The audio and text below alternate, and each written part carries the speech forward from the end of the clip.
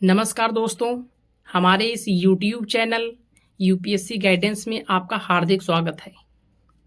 उम्मीद करता हूँ आप लोगों की तैयारी अच्छे से चल रही होगी। आज हम इस ऑडियो लेक्चर में बात करेंगे आंसर राइटिंग के बारे में। जैसा कि आप लोगों ने वीडियो के थंबनेल पर देखा होगा कि आंसर राइटिंग नहीं आती है तो यूपीएससी में आपका सिलेक्शन नहीं होगा।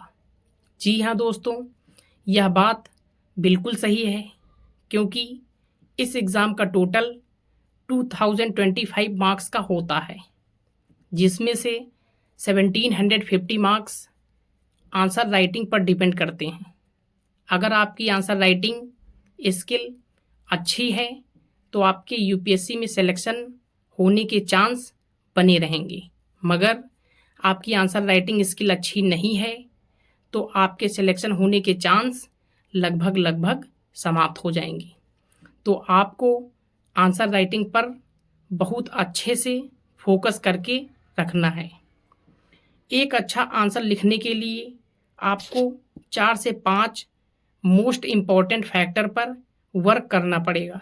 पहला फैक्टर है राइटिंग स्पीड, आपकी राइटिंग स्पीड कितनी है। दूसरा फैक्टर है हैंड राइटिंग, आपकी हैंड राइटिंग कैसी है।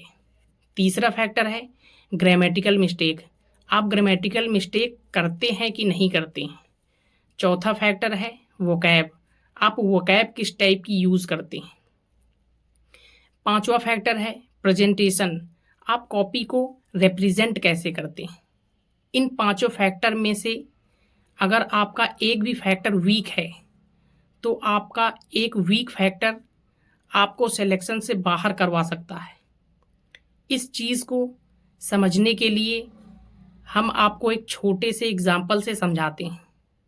मान लीजिए किसी एक एस्पिरेंट की हैंड राइटिंग अच्छी नहीं है, जब उसकी कॉपी एग्जामिनर चेक करेगा तो उसको बोरिंग होगी और अच्छा फील नहीं होगा, तो उसके हाथों से आपको नंबर कम ही मिलेंगे।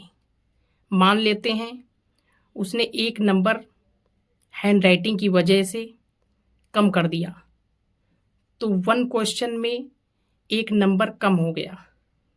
तो एक जीएस के पेपर में 20 क्वेश्चन होते हैं तो 20 नंबर कम हो गए। ऐसे ही यूपीएससी एग्ज़ाम में 4 जीएस के पेपर होते हैं तो 20 × 4 80 मार्क कम हो गए। 2 ऑप्शनल को भी ऐड कर लें तो 20 + 20 = 40, मतलब 40 मार्क इसमें हो जाएंगे, तो 120 हो गए। ऐसे के भी 5 से 5 मान लेते हैं तो टोटल 130 हो गए। 130 मार्क्स बहुत होते हैं सिलेक्शन लिस्ट से बाहर होने के लिए। अगर रहेंगे भी तो आपको टॉप मोस्ट क्लास की सर्विसेज नहीं मिल पाएंगी। तो आप लोग समझ सकते हैं कि एक फैक्टर के वीक होने से इस एग्ज़ाम पर कितना प्रभाव पड़ सकता है। तो आप लोगों को आंसर राइटिंग पर फुल कंसंट्रेट करके रखना है। बहुत सारे ऐसे एस्पिरेंट्स रहे हैं जिनके अंदर बहुत नॉलेज नहीं था, उतना गहराई में नहीं पढ़ा था, मगर सिलेक्शन हो गया क्योंकि उनकी आंसर राइटिंग बहुत अच्छी थी। बहुत सारे ऐसे भी एस्पिरेंट्स रहे हैं जिनका नॉलेज लेवल कमाल का था, मगर उनका सिलेक्शन नहीं हो पाया क्योंकि उनकी आंसर राइटिंग स्किल अच्छी नहीं थी।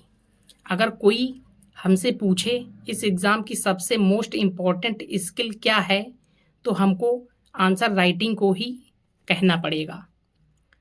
तो जिन एस्पिरेंट्स को लगता है उनकी आंसर राइटिंग स्किल अच्छी है, उनको डेली 1 से 2 क्वेश्चन की प्रैक्टिस करनी है। जिनको लगता है उनके आंसर राइटिंग स्किल अच्छी नहीं है तो उनको 4 से 5 क्वेश्चन की प्रैक्टिस करनी है, क्योंकि आंसर राइटिंग के बदौलत ही आपका सिलेक्शन होना है।